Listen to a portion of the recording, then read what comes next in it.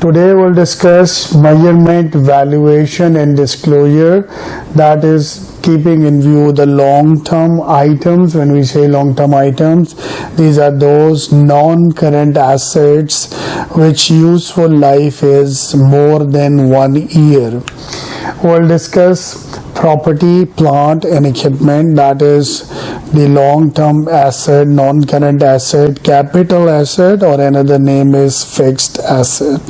Any name we can use. These are assets which are subject to depreciation because they will lose its worth or value over the passage of time. So we have to depreciate over the period of useful life. Impairment and disposal of long-lived asset. We are doing asset adjustments by depreciation every year, but maybe some year there is a drastic change in the market values and the depreciation, like the written down value or carrying value, is not giving the right figure. So we have to do some extra treatment of decreasing in value by using impairment. Impairment is drastic damage in the value of the assets. So that is again related to non-currents. And disposal, how when we dispose, we pull out the cost of asset, whatever accumulated depreciation, and we compare it with the cash that we receive. The resultant is going to give us the profit and loss on the sale of asset.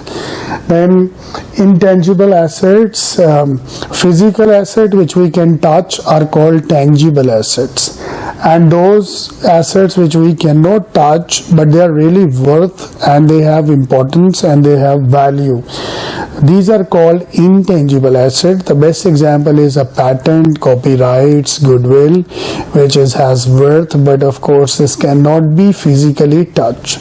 That kind of asset has to be amortized over the period of time. That same decrease in the value of non-current assets. We'll see the leasing treatments, income tax treatment, accounting for bonds and non-current notes payable, and accounting for pensions. This is what is the discussion of the day. I'll start my discussion with property, plant and equipment. He said it is also called as fixed asset, capital asset, non-current asset. These are all name of the same thing. They are expected to give benefit for more than 1 year. So their useful life is more than 1 year. It can be 5 years, 10 years, 20 years, 50 years. It depends upon it is a building, it's a vehicle, it's a furniture, it's a fixture. And these plants we put it for production, sometimes for other purposes. Now how we record it? Once we buy the first time, what is the meaning of initial measurement? Is the first time when we buy an asset, it is initially measured at cost. Historical cost, the cost that on which we have bought, we have an invoice for it, that will be the first initial.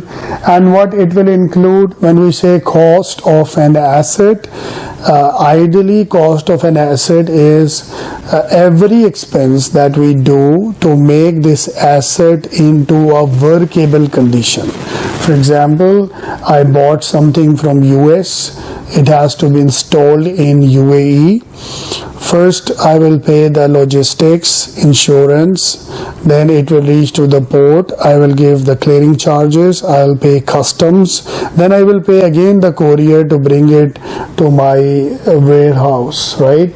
So far, story is not finished. Then some installations has to be done, then maybe installation, testing, everything, till it start giving me the benefit. All kind of expenses will be part of the cost of assets. That's why he said the initial purchase price, which is minus trade discounts, rebates plus purchase taxes and import duties, and directly attributable cost of bringing the asset to location, to your location and condition needed for its intended operations, such as architecture costs, engineering fee, site preparation, delivery and handling, installation, assembly and testing. In most of the cases, when you are going to borrow money for buying this plant for the over of time, so borrowing cost to the acquisition, construction and production of property, plant and equipment, construction for internal use is included in its initial cost. So that will also be part of your asset. Okay, then we have a subsequent measurement. What is subsequent measurement? For example, initially you buy it, now I am buying from you. So it's not a new purchase, it's like a used asset. It cannot be on cost because maybe you bought it 10 years before in $10 million and today it is only $2 million. So I cannot record it at cost. I will do it on the carrying amount of the property, plant and equipment, which is of course cost less all the accumulated depreciation. That will be your carrying value. The amount is equal to the historical cost minus accumulated depreciation, or in case this asset has suffered huge changes of the market, so it must have an impairment losses, so you will deduct and the total amount will be your subsequent measurement. We have two types of expenditures, one is capital and one is revenue. What is a capital expenditure? Any expense that you do converts this expense into a useful life of more than 1 year. We don't say it an expense, we call it as asset. Revenue expenditures are those expenses which is for day-to-day nature. For example, we are paying rent, we are paying salaries, we are paying other stuff. That is the part of your revenue, day-to-day operational cost, right? Moving forward, we have a term called depreciation. Depreciation means decrease in the value of the asset.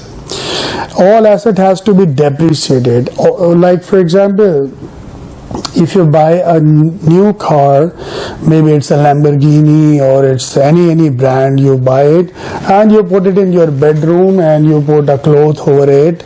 After 1 year, if you will want to sell this car, 2015 model in 2016 will be less amount of 2000 in comparison with 2016 model. You didn't use it, you didn't do anything out of it, but asset decrease it itself. So this is the phenomenon that all asset has to be decreased, leave the value, and this is called depreciation. Now, depreciation is the process of systematically and rationally allocated the depreciable base of a tangible capital asset over its expected useful life. So ideally, when an accountant is going to record an asset, he knows that the life of the asset. For example, when we buy a car, this car is 5 years. No car we can assume 20 years is going to work. So 5 years is a useful life. So then we will see what are the methods. Based on that method, he will get a value and we will start depreciating the asset over the period of time. So there is an abstract for you to understand. We have a purchase price plus we have installation. So when we add, this is our total cost. He says that after using maybe like for example certain years, 5 years for example, we can sell this car asset into 100,000, right?